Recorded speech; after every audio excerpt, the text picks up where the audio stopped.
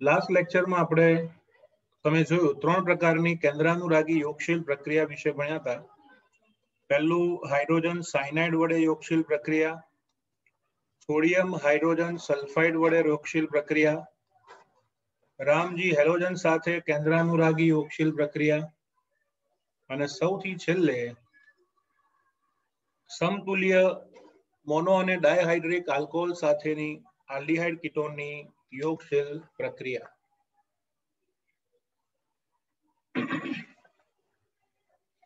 એના પછી આગળ વધીએ છીએ. યોગશીલ પ્રક્રિયામાં છેલ્લી ટાઈપ એને કહીશું એમોનિયા અને તેના વ્યુત્પન્નો સાથેની યોગશીલ પ્રક્રિયા. એમોનિયા અને તેના વ્યુત્પન્નો સાથેની યોગશીલ પ્રક્રિયા. બાળકો, વ્યુત્પન્ન એટલે શું? વ્યુત્પન્ન એટલે એનામાંથી બનેલી વસ્તુઓ. જેમ કે દૂધના વ્યુત્પન્ન આવે દહીં, છાશ, માખણ, પનીર, રબડી. એ જ રીતે એમોનિયા એના વ્યુત્પન્ન એટલે શું? જો એમોનિયાનું બંધારણ આપણે NH3 છે ને એની જગ્યાએ વિચારીશું NH2Z. ઓકે, એમોનિયાની જગ્યાએ વિચારવાનું NH2Z. બરાબર. એમોનિયામાંના એક હાઇડ્રોજનનું વિસ્થાપન જુદા જુદા ક્રિયાશીલ સમૂહ વડે કરો અને એ સમૂહને Z કહીએ તો એમોનિયાના વ્યુત્પન્નનું નામ થાય છે બાળકો NH2Z. NH2Z. બરાબર. એટલા જ માટે એમોનિયા અને તેના વ્યુત્પન્નો એને હું ટૂંકમાં આ રીતે લખી શકું NH2H એટલે કે NH2Z. So let us see reaction. Carbonyl સંયોજનો એટલે કે આલ્ડીહાઇડ અને કીટોન એની એમોનિયાના વ્યુત્પન્ન સાથે રાસાયણિક પ્રક્રિયા થાય એટલે કે NH2Z સાથે રાસાયણિક પ્રક્રિયા થાય તો આ પ્રક્રિયામાં શું થશે? પાયબંધનું ઇલેક્ટ્રોન યુગ્મ તમને ખબર છે કે C અને O વચ્ચે ડબલ બોન્ડ છે તો પહેલો બંધ સિગ્મા, બીજો બંધ પાઈ. પાયબંધનું યુગ્મ ઓક્સિજન તરફ ખસે. પાયબંધનું યુગ્મ ઓક્સિજન તરફ ખસે એટલે બનશે O-. અચ્છા, O- સાથે H+ જાય. O- સાથે H+ જાય એટલે OH બને અને બાકી વધેલો ભાગ એ કાર્બન સાથે જોડાશે NHZ. કોની સાથે જોડાય? કાર્બન સાથે. આ નિપજને કહેવાય છે મધ્યસ્થી નિપજ. તો પહેલા સ્ટેપમાં શું થયું? કેન્દ્રાનુરાગી યોગશીલ પ્રક્રિયા. પાયબંધ તૂટે, હાઇડ્રોજન નીચે જાય ઓક્સિજન પાસે, બાકી બધું ઉપર કાર્બન પાસે જોડાઈ જાય. બરાબર. આ મધ્યસ્થી નિપજ છે એને ગરમ કરવામાં આવે અથવા તો તેને હલાવવામાં આવે તો કાર્બન પરથી OH અને નાઇટ્રોજન પરથી H. कार्बन परथी OH અને નાઇટ્રોજન પરથી H. ये तो होना ही था. पानी तो छूटू પડે જ. અને છેવટે કાર્બન અને નાઇટ્રોજન બેવની એક સંયોજકતા છૂટી પડવાથી એકલબંધમાંથી દ્વિબંધ બને છે. આ રીતે તમને સંઘનિત નિપજ પ્રાપ્ત થાય છે. સંઘનિત નિપજ એટલા માટે કે પાણી છૂટું પડે એટલે ઘનતામાં વધારો થાય તો આને સંઘનિત નિપજ કહીશું. તો આમ કાર્બોનિલ સંયોજનોની NH2Z સાથેની યોગશીલ પ્રક્રિયા થતા મધ્યસ્થી નિપજનું નિર્જલીકરણ થઈ સંઘનિત નિપજ મળે છે અને એમોનિયા અને તેના વ્યુત્પન્નો સાથેની રાસાયણિક પ્રક્રિયા કહેવામાં આવે છે. રાસાયણિક પ્રક્રિયા હકીકતમાં ખૂબ જ સરસ છે પણ ટેક્સ્ટબુકના લેખકોએ આ રાસાયણિક પ્રક્રિયાને એકદમ શોર્ટમાં પતાવી દીધી છે. જો આ બંને સ્ટેપ તમારે એક્ઝામમાં તો આ જ લખવાનું, બરાબર, પણ આ બંને સ્ટેપને ભેગા કરું ને તો આવી પ્રક્રિયા લખાય. જો કાર્બોનિલ સંયોજનની NH2Z સાથેની યોગશીલ પ્રક્રિયા થાય તો બાળકો ઓવરઓલ શું થયું? ઓવરઓલ તમે જોઈ શકો છો H2 અને O બનાવે H2O, H2 અને O બનાવે H2O, જ્યાંથી છૂટું પડે ત્યાં નાઇટ્રોજન જોડાઈ જાય. તો આ રીતે સંઘનિત નિપજ પ્રાપ્ત થશે. તો પહેલા સ્ટેપની પ્રક્રિયા હતી ને એને આપણે યોગશીલ પ્રક્રિયા કીધી. બીજા સ્ટેપમાં પાણી દૂર થયું એટલે એને વિલોપન પ્રક્રિયા કહેવાય. બેઉને ભેગી કરો તો આ રીતે લખાય H2 અને O બનાવશે H2O, જ્યાંથી છૂટું પડે ત્યાં નાઇટ્રોજન જોડાઈ જાય. ઓકે, તો આ ઓવરઓલ રિએક્શન છે જે તમારે યાદ રાખવાની છે. બરાબર. હવે હું એક્ઝામ્પલ તમને આપું છું કારણ કે પરિવર્તનોમાં અને પ્રક્રિયા પૂર્ણ કરવામાં આવી પ્રક્રિયાઓ ટેક્સ્ટબુકની જેમ નથી પૂછાતી. ધારો કે તમે લીધું અહીંયા CH3C ડબલ બોન્ડ OH, તો આનું IUPAC નામ છે બાળકો ઇથેનોલ, અથવા લખી શકાય એસિટાલ્ડીહાઇડ. ઓકે, ઇથેનોલ અથવા તો એસિટાલ્ડીહાઇડ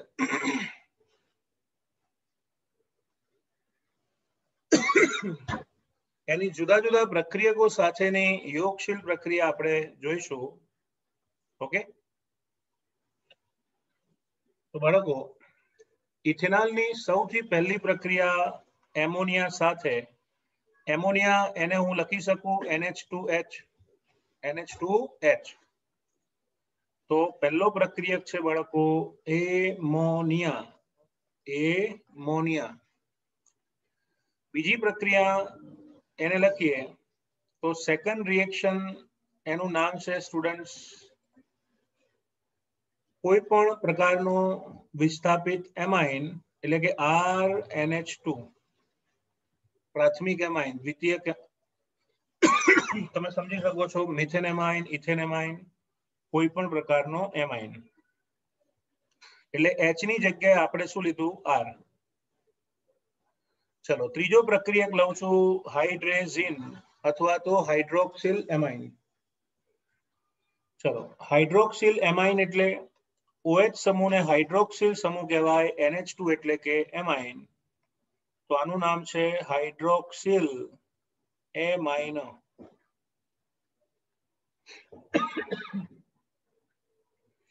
ચોથો પ્રક્રિયક છે હાઇડ્રેઝિન. હાઇડ્રેઝિન ને લખાય બાળકો NH2, એનું નામ છે હાઇડ્રેઝિન.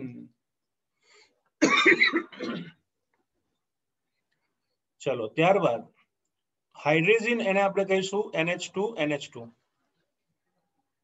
હવે શું કરીએ છીએ? હાઇડ્રેઝિન તો રાખીશું જ, પણ એમાંથી એક હાઇડ્રોજન ઓછો કરીને ફિનાઇલ મૂકી દઉં તો આનું નામ થાય ફિનાઇલ હાઇડ્રેઝિન.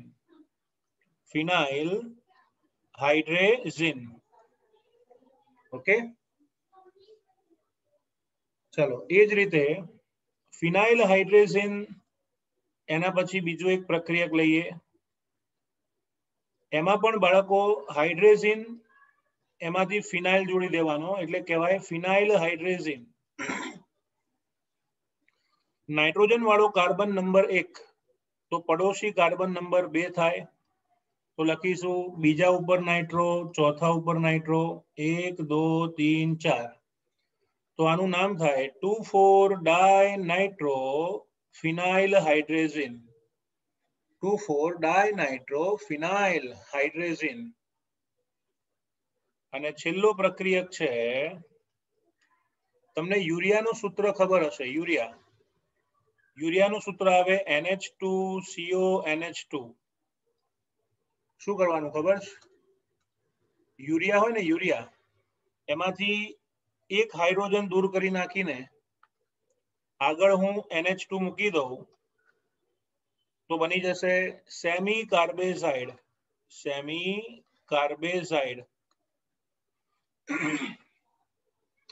તો ઇથેનોલની રાસાયણિક પ્રક્રિયા આ જુદા જુદા પ્રક્રિયકો સાથે કરીશું.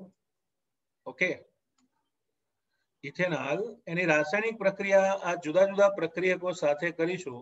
તો મેં તમને એક શોર્ટકટ મેથડ સમજાવી, બે સ્ટેપ નહીં લખવાના, ખાલી આટલું જ જોવાનું. કેટલું? આટલું જ. શું જોવાનું? H2 અને O બનાવે H2O, H2 અને O બનાવે H2O. જ્યાંથી છૂટું પડે ત્યાં નાઇટ્રોજન જોડાઈ જાય. ક્લિયર? તો અહીંયા જે નિપજો મળશે ને એ બધાના બંધારણ આપણે જોઈએ. ચાલો નિપજો એને આપણે અલગ કલરથી લખીશું. તો આવું લખી શકાય CH3CH, એમનું એમ જ રહેવાનું. Double bond N into H, N into H, N into H. ચલો બીજી નિપજ લખીએ CH3CH double bond N into R, N into R. CH3CH double bond N into OH. ફરી બાજુ CH3 single bond CH double bond N into NH2. ફરી બાજુ CH3CH double bond N into NH into બેન્ઝીનની જગ્યાએ લખી શકું C6H5. એ જ રીતે CH3CH double bond N into NH into benzene ring, એમાં બીજા કાર્બન પર નાઇટ્રો અને ચોથા કાર્બન પર નાઇટ્રો. અને સૌથી છેલ્લું CH3CH ડબલ બોન્ડ શું લખાય? N into NH into CONH2. તો આ રીતે આપણને સંકલિત નિપજો પ્રાપ્ત થઈ. તમારી ટેક્સ્ટમાં તમે જોશો તો કશી જ ખબર નહીં પડે, પણ આમાં તમને સીધું ખ્યાલ આવી ગયો કે કઈ નિપજો મળશે. ટેક્સ્ટમાં તમને ડબલ બોન્ડ પછીનો ભાગ દર્શાવીને આપ્યો છે. ઓકે, આપણે એના નામ લખીએ. જેમ કે ઇથેનોલની એમોનિયા સાથેની પ્રક્રિયા થાય તો નિપજનું નામ આવશે ઇથેનોલ ઇમાઇન. ઇથેનોલ ઇમાઇન. એમાઇન એમાંથી બની ગયું ઇમાઇન. ચલો એ જ રીતે કોઈ પ્રાથમિક એમાઇન લઈએ. પ્રાથમિક એમાઇન તો એમાંથી જે નિપજ મળે એને કહેવાય ઇથેનોલ વિસ્થાપિત ઇમાઇન. વિસ્થાપિત એટલા માટે R સમૂહ જોડાયેલો છે એટલા માટે નામ આપ્યું વિસ્થાપિત ઇમાઇન. જો હાઇડ્રોક્સિલ એમાઇન સાથે પ્રક્રિયા થાય તો નિપજનું નામ આવશે ઇથેનોલ ઓક્ઝાઇમ. જ્યારે બી કેમિસ્ટ્રીમાં કાર્બન સાથે ડબલ બોન્ડ NOH આવે, ડબલ બોન્ડ NOH, તો એને ઓક્ઝાઇમ કહેવાય. એ જ રીતે અહીંયા લખીશું ઇથેનોલ. ઇથેનોલ હાઇડ્રેઝિન માંથી ઇથેનોલ હાઇડ્રેઝોન. હાઇડ્રેઝિન એમાંથી બની ગયું ઝોન. યાદ રાખજો, ઝિન એમાંથી બની ગયું ઝોન. તો ઇથેનોલ હાઇડ્રેઝિન, ઇથેનોલ હાઇડ્રેઝોન. ઇથેનોલ ફિનાઇલ હાઇડ્રેઝિન, નિપજનું નામ થાય ઇથેનોલ ફિનાઇલ હાઇડ્રેઝોન. ફિનાઇલ હાઇડ્રેઝોન. ઇથેનોલ 2,4-ડાયનાઇટ્રો ફિનાઇલ હાઇડ્રેઝિન, તો નિપજનું નામ થાય ઇથેનોલ 2,4-ડાયનાઇટ્રો ફિનાઇલ હાઇડ્રેઝોન. ફિનાઇલ હાઇડ્રેઝોન, ટૂંકમાં ઝીન માંથી ઝોન. 2,4-ડાયનાઇટ્રો ફિનાઇલ હાઇડ્રેઝિન, 2,4-ડાયનાઇટ્રો ફિનાઇલ હાઇડ્રેઝોન. ઇથેનોલ સેમી કાર્બેઝાઇડ, તો નામ થશે ઇથેનોલ સેમી કાર્બેઝોન. સેમી કાર્બેઝાઇડ શું આપે? સેમી કાર્બેઝોન. તો મેઇન નામ છે એ તમારે યાદ રાખવાના છે. ફરીથી ઇથેનોલ, એમોનિયા, ઇથેનોલ લખી જ નાખવાનું. એમોનિયા આપે ઇમાઇન, એમાઇન આપે વિસ્થાપિત ઇમાઇન, Hydroxylamine, oxime, hydrazine, hydrazone, phenylhydrazine, phenylhydrazone, 2,4-dinitrophenylhydrazine, 2,4-dinitrophenylhydrazone, સેમિકાર્બેઝાઇડ આપે સેમિકાર્બેઝોન, સેમિકાર્બેઝાઇડ આપે સેમિકાર્બેઝોન. ઓકે, ઘણી વખત છે ને ટ્વિસ્ટ કરીને મૂકતા હોય છે, એસિટાલ્ડિહાઇડ લખીને આપે, તો તમે જ્યાં જ્યાં ઇથેનોલ છે ત્યાં ત્યાં એસિટાલ્ડિહાઇડ લખી નાખજો. જેમ કે એસિટાલ્ડિહાઇડ ઇમાઇન, એસિટાલ્ડિહાઇડ વિસ્થાપિત ઇમાઇન, એસિટાલ્ડોક્સાઇમ, આનું પ્રચલિત નામ છે એસિટાલ્ડોક્સાઇમ. ઓકે, પછી એસિટાલ્ડિહાઇડ હાઇડ્રેઝોન, એસિટાલ્ડિહાઇડ ફિનાઇલહાઇડ્રેઝોન, એસિટાલ્ડિહાઇડ 2,4-dinitrophenylhydrazone, એસિટાલ્ડિહાઇડ સેમિકાર્બેઝોન. તો આ વાત થઈ બાળકો આલ્ડિહાઇડની, બરાબર. હવે આની જગ્યાએ હું કીટોન લઉં એટલે કે CH3COCH3, એનું નામ છે પ્રોપેનોન.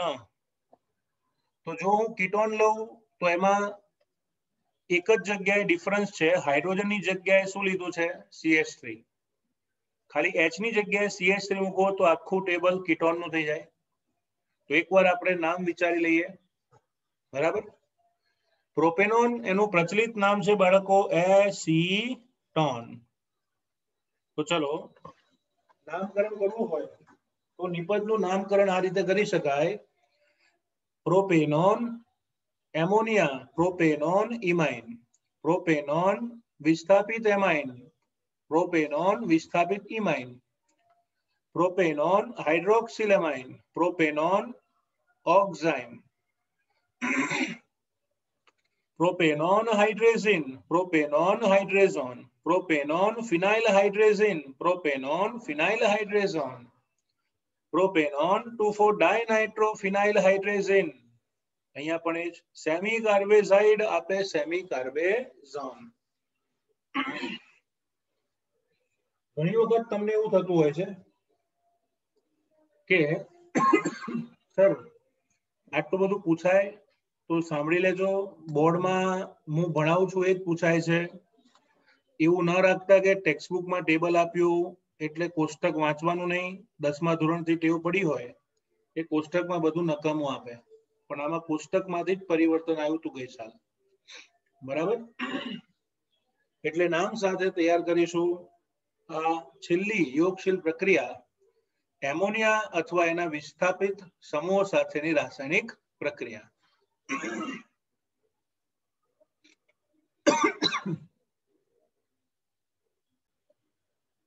તો બીજા પ્રકારની પ્રક્રિયા એમાં લખીશું રિડક્શન.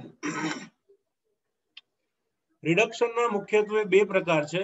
પહેલું, રિડક્શનથી આલ્કોહોલનું બનાવવું, રિડક્શનથી આલ્કોહોલનું બનાવવું અથવા રિડક્શનથી હાઇડ્રોકાર્બનનું બનવું.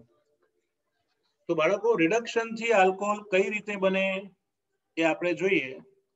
જ્યારે કોઈ પણ કાર્બોનિલ સંયોજન એનું રિડક્શન સામાન્ય રિડક્શન કરતા, જેવા કે સોડિયમ બોરોહાઇડ્રાઇડ અથવા લિથિયમ એલ્યુમિનિયમ હાઇડ્રાઇડ અથવા ઉદ્દીપકીય હાઇડ્રોજનેશન પડી પત્ની with hydrogen. Okay, sodium borohydride, lithium aluminium hydride, પડી પત્ની વિથ હાઇડ્રોજન, આવા રિડક્શન કરતાથી રિડક્શન કરો તો નિયમ એવું કહે છે, પાઇપ બંધ, તૂટે, છૂટી પડે સંયોજકતા પૂરી કરે હાઇડ્રોજન. તો આમ કાર્બોનિલ સમૂહનું રિડક્શન થઈને નિપજ તરીકે આલ્કોહોલ પ્રાપ્ત થાય છે. ઓકે, નિપજ તરીકે આલ્કોહોલ પ્રાપ્ત થશે. તો આમ જ્યારે કાર્બોનિલ સંયોજનોનું સામાન્ય રિડક્શન કરો તો એમાંથી આલ્કોહોલ પ્રાપ્ત થશે. ક્લિયર? ચલો એનું એક ઉદાહરણ આપું છું. આ લોકોએ સમીકરણ નથી આપ્યા પણ આપણે આપવા જોઈએ. You can see here, suppose લઉં છું CH3 C double bond OH, આનું નામ છે સડેનાલ ઇથેનાલ. અને કીટોન લઉં તો CH3 C double bond O CH3 એને કહેવાય પ્રોપેનોન. ઓકે,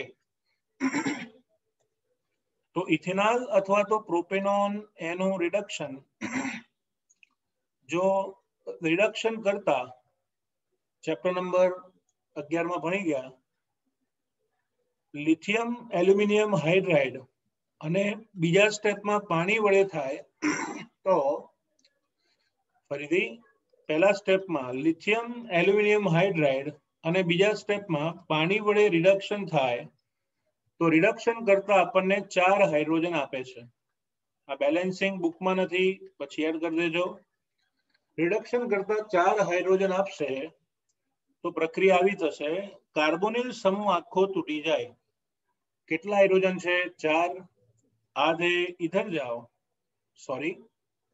સોરી, સામાન્ય રિડક્શન કરવામાં આવે તો આ રાસાયણિક પ્રક્રિયામાં 2 જ હાઇડ્રોજન વપરાય છે.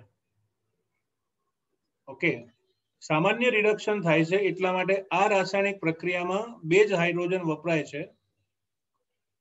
કઈ રીતે? તો જુઓ, 2 હાઇડ્રોજન આવશે તો એમાં પાઇબંધનું ખંડન થશે. તો આપણો નિયમ તમને યાદ છે, હમણાં જ કીધું, પાઇબંધ તૂટે છૂટી પડે સંયોજકતા પૂરી કરે હાઇડ્રોજન. ફરીવાર, પાઇબંધ તૂટે છૂટી પડે સંયોજકતા પૂરી કરે હાઇડ્રોજન. તો આમ ઇથેનોલની યોગશીલ પ્રક્રિયા થઈને નિપજ તરીકે પ્રાપ્ત થશે CH3 CH2OH. CH3 CH2OH. તો આમ ઇથેનોલ નામનો પ્રાથમિક આલ્કોહોલ પ્રાપ્ત થાય છે. તો જ્યારે લિથિયમ એલ્યુમિનિયમ હાઇડ્રાઇડ, સોડિયમ બોરોહાઇડ્રાઇડ અથવા ઉદ્દીપકીય હાઇડ્રોજનેશન કરો ત્યારે પાઇબંધનું ખંડન થઈને H2 અણુનું ઉમેરણ થાય છે અને પ્રાથમિક આલ્કોહોલ નિપજ તરીકે મળે છે. એ જ રીતે પ્રોપેનોન એનું રિડક્શન કરવામાં આવે તો પાઇબંધ તૂટે છૂટી પડે સંયોજકતા પૂરી કરે હાઇડ્રોજન. તો આમ સાચવીને લખવું તો આવશે CH3, પછી C અને H ભેગા થઈને શું આપે? CH. અચ્છા, બીજું શું વધ્યું? OH. OH ને નીચે લખીએ. ડાબી સાઈડ વધે છે CH3. તો આમ કીટોનનું રિડક્શન હંમેશા દ્વિતીયક આલ્કોહોલ આપે છે. કીટોનનું રિડક્શન હંમેશા દ્વિતીયક આલ્કોહોલ આપે છે. તો આટલું ખાસ યાદ રાખો. આલ્ડીહાઇડનું રિડક્શન હંમેશા પ્રાથમિક આલ્કોહોલ આપે અને કીટોનનું રિડક્શન હંમેશા દ્વિતીયક આલ્કોહોલ આપે છે. ક્લિયર? તો આ છે રિડક્શન થી આલ્કોહોલની બનાવટ. આને હું સાદું રિડક્શન પણ કહી શકું. શું કહી શકાય? સાદું રિડક્શન.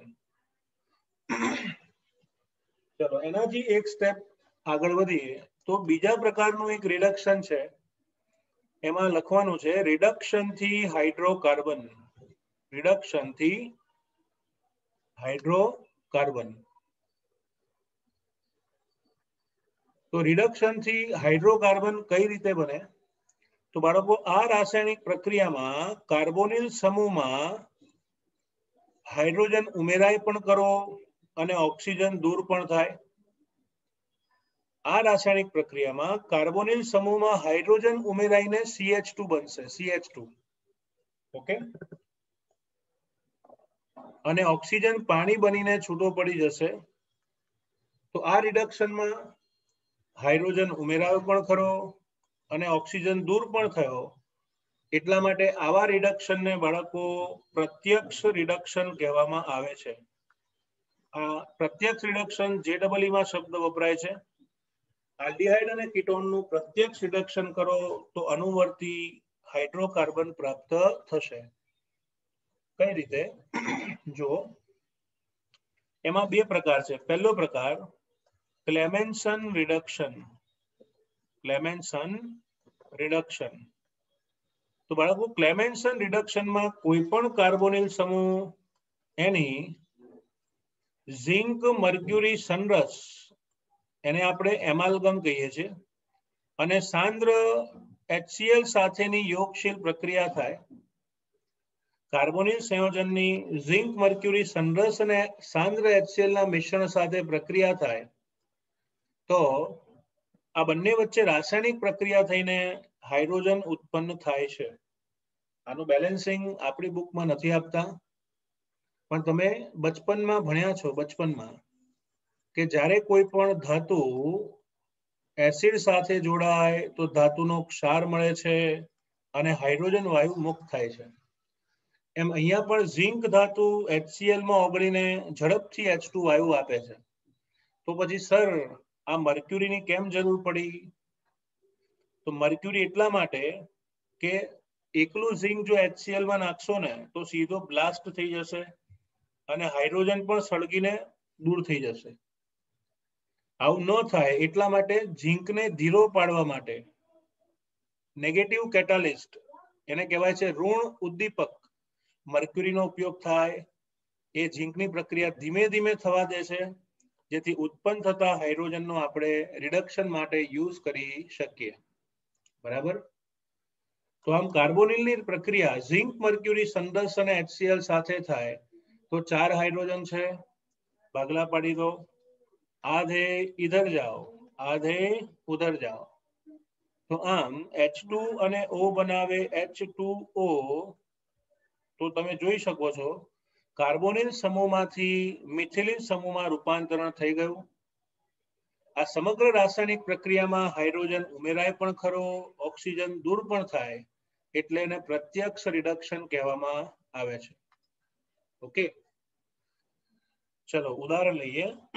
ધારો કે આપણી પાસે આલ્ડીહાઇડ ઇથેનોલ છે અને બીજું ઉદાહરણ કીટોન એસિટોન અથવા પ્રોપેનોન છે.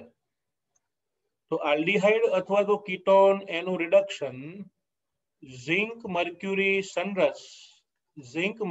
સનરસ અને સાંદ્ર HCl ની સાથે થાય તો આલ્ડીહાઇડ કે કીટોનનું રિડક્શન ઝિંક મર્ક્યુરી સનરસ અને સાંદ્ર HCl સાથે થાય તો આટલું જ વિચારવાનું, કાર્બોનિલ સમૂહ તૂટે, आधे इधर जाओ, आधे उधर जाओ. कार्बोनिल समूह तूटे, आधे इधर जाओ, आधे. तो અહીંયા નિપજ કઈ પ્રાપ્ત થશે? તો જુઓ CH3CH અને H2 બનાવશે CH3CH3. તો અહીંયા ઇથેનોલ માંથી હાઇડ્રોકાર્બન મળ્યો ઇથેન, અને યાદ રાખજો ये तो होना ही था. સેમ વે પ્રોપેનોન માંથી મળશે પ્રોપેન CH3 CH2 CH3. તો પ્રોપેનોન માંથી મળશે પ્રોપેન અને પાણીનો અણુ દૂર થાય છે. તો આ રાસાયણિક પ્રક્રિયાને આપણે કહીશું ક્લેમેન્સન રિડક્શન. ક્લેમેન્સન રિડક્શન. ઓકે, તો ફર્સ્ટ સ્ટેપ છે વુલ્ફ-કિર્ચનર રિડક્શન, સોરી ક્લેમેન્સન રિડક્શન. એમાં તમે જોયું CO ની જગ્યાએ કયો સમૂહ બની ગયો? CH2. ઓકે, ચલો ક્લેમેન્સન રિડક્શન જેવું જ બીજું એક રિડક્શન જોઈએ. એ રિડક્શનનું નામ છે વુલ્ફ-કિર્ચનર રિડક્શન. વુલ્ફ-કિર્ચનર રિડક્શન, એને પણ પ્રત્યક્ષ રિડક્શન કહી શકાય. Okay, Wolff Kishner reduction.